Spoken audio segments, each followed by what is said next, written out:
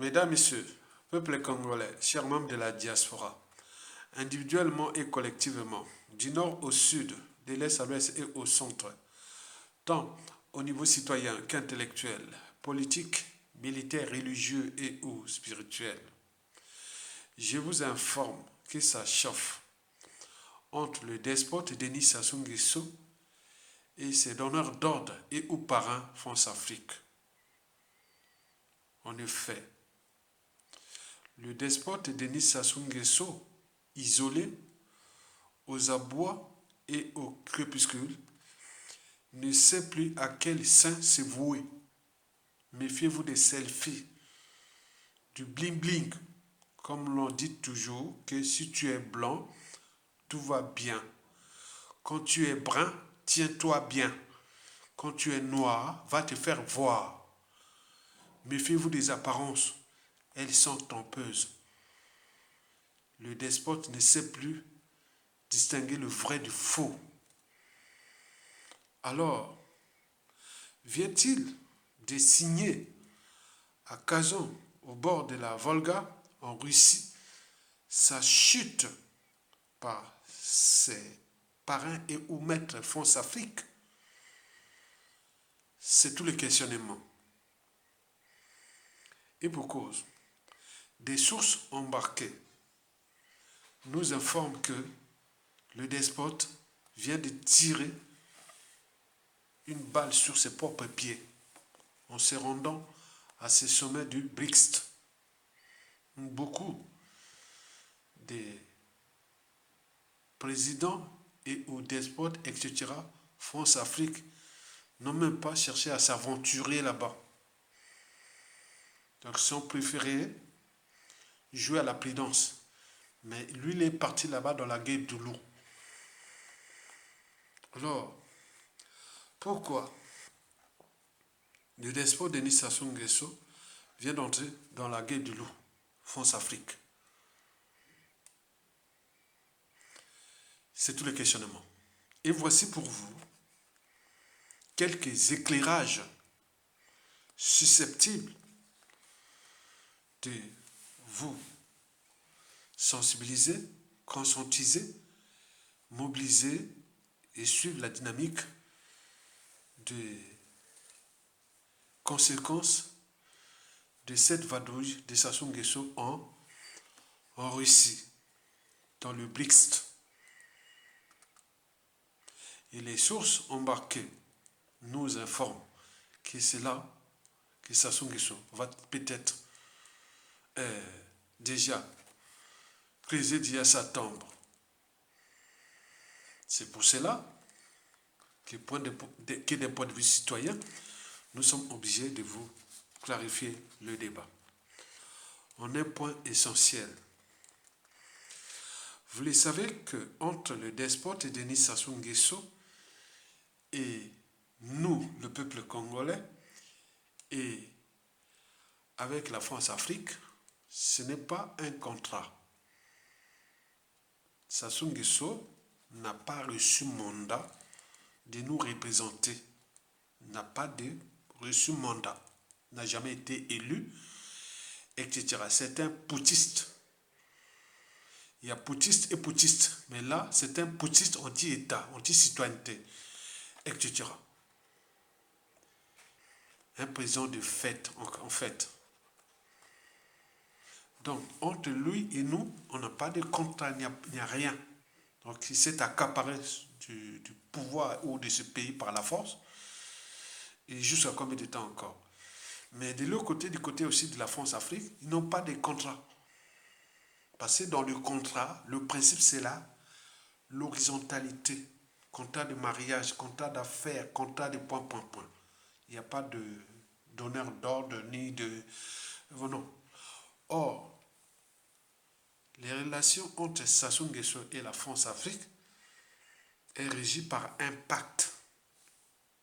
Le pacte France-Afrique, qui depuis 1977 avait assassiné le commandant président Marine Ngouabi, puis 2 ans après, on l'avait réinstallé au pouvoir à travers ce pacte-là. qui fut rompu par le président François Mitterrand en 1990. Et puis Chirac avait réinstallé Sassou Nguesso en 1997 à travers le coup d'État sanglant ou le plus sanglant de toute l'histoire d'Afrique en matière de coup d'État, dont les conséquences sont d'actualité puisqu'il est encore là. Et donc, entre Sassou Nguesso et la France, par translation la France-Afrique, ils ont un pacte. Et dans le pacte, le principe, c'est le principe de verticalité. Donc, il y a des donneurs d'ordre, il y a des parrains. Dans un pacte, ou dans le pacte, c'est comme dans la mafia. Vous trouverez tout dans la mafia, sauf la sortie. Donc, Sassou Nguesso est depuis 1997 érigé dans ce pacte-là. Et quand on taille le pacte, c'est souvent, ou la tétise, comme on dit la tétise, c'est paye toujours en monnaie des singes. Donc Sassou Nguesso joue dangereux avec ce pacte.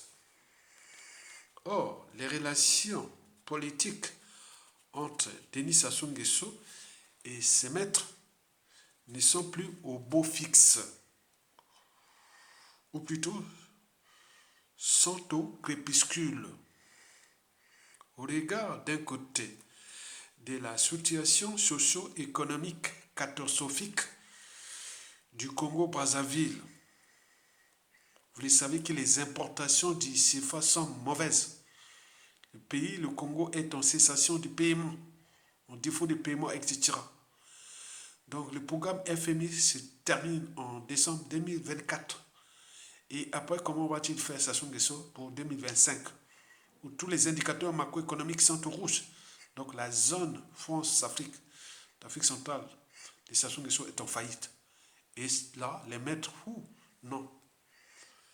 Et de l'autre côté, le contexte géopolitique problématique entre la Russie et la France. À cause de l'ingérence entre guillemets russe, selon Paris, au niveau de ces ex-colonies d'Afrique francophone. C'est pour cela que Paris voyait d'un mauvais œil la présence de Denis Sassou Nguesso à ses sommets de BRICS, ainsi que ses contacts avec les principaux dirigeants du BRICS.